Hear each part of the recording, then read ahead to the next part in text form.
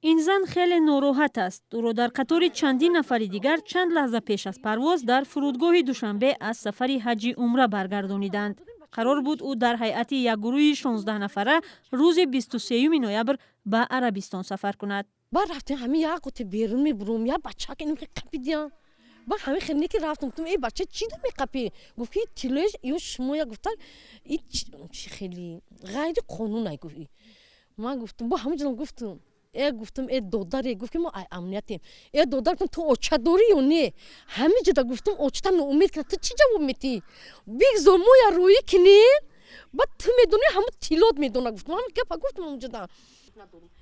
مرحبا دولت و ساکن 63 ساله حصار 4 سال باز با مهنت در زمین برای ادای مراسم حج مبلغ جمع آورد. حج فرض ضرور نرسید چخیل برام همین بچه دوری دختر دوری خودتون میدونی. خب حج همین اونا دا گفتم برام زمین پیغمبر خاص هر مبزن وینو که نیت کردگی بودم. تمام که برام به همونجا باکو دیلم که همین به هم نوراتون برسم که نشید. هنوز ماه اوگوست او همراه با 2 خویشش به یک نفری که سفری گروهی به حج عمره تشکیل می‌کرده است حجت و مبلغ سپرد.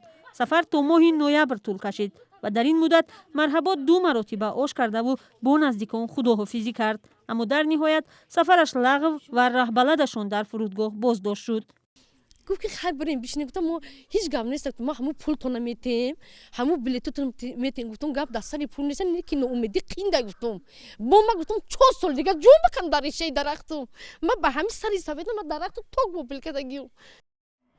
مقامات در یک روز به سفر 2 گروهی زایران که در مجموع بنابر خبرها بیش از 30 نفر بودند اجازه نداد. طبق اون معلوماتی که در دسترس ما قرار گرفت بعضی از افراد علاهیده تلاش کردند که یک گروه‌های سفر شهروندان تاجیکستان را که خواهش ادای مراسم عمره را داشتند جمع آوری نموده و بدون پرداخت هیچ گونه اندازها با سرکشی از پرداخت اندازها و با اون که مبلغ معینی را از زائران دسترس می‌کردند آنها را برده در اون خوابگاه هایی که همچون خیریه در آنجا توزیع میشوند در آنجا مسکون میکردند و این از گواهی خود آن نفرانی که در گذشته با این افراد سفر با راهنمایی همین افراد سفربر شدن برمی آید. حرفهای نماینده کمیته دین را یکی از سازماندهندگان سفر ناموفق گروهی هم تصدیق میکند. این راهبلدان مستقل که در روز لغو سفر زائران بازداشت شده بودند حالا در آزادی قرار دارند. مبلغ مسافران ناامید شده حج عمره هنوز برگردانیده نشده است، اما مقامات به آنها وعده دادند که توسط شرکت‌های رسمی آنها را به عربستان گسیل می‌کنند.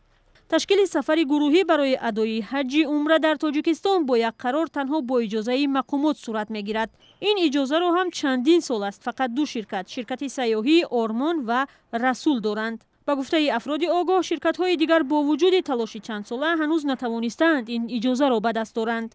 چنین عمل و پیامد آن کارشناسان میگویند به اختیار 2 شرکت دادن مراسم ادای حج عمره در یک کشور نادرست است و به فساد زمینه میگذارد. این یک دوم طبق اسناد حقوق بین المللی و عهده‌داری‌های تاجیکستان هر شهروند میتواند با تشبث خود یا با استفاده از خدمت نهادهای وکالتدار دولتی یا غیر دولتی به خارج کشور سفر کند با مقصد ادای رسالت‌های دینی یا برقرار کردن رابطه‌های اقتصادی و گسترش فعالیت تجاریش یا سیر و سیاحت، طبابت و غیره. مسافرانی که توسط میانروهای علاهیده قصد سفر به حج عمره را کردند میگویند خرج سفر در این گروه ها به فرق از شرکت های رسمی ارزان تر بود. آنها به این راهبلدها 17,000 سومانی پرداخت کردند. در شرکت های رسمی مبلغ سفر یک نفر بیش از 20,000 سومانی را تشکیل میکرده است. منع سفر گروهی از ساکنان به حج عمره توسط راهبلدهای مستقل در حالی است که اخیراً وزارت کارهای داخلی تاجیکستان هم با مراجعت به ساکنان کشور خواسته است ضمن سفر به کشورهای خارج احتیاطکار باشند و تمام قاعده‌های سفر و بود و باش را رعایت کنند تا به دام افراد قلاب نیفتند و به مشکل روبرو نشوند.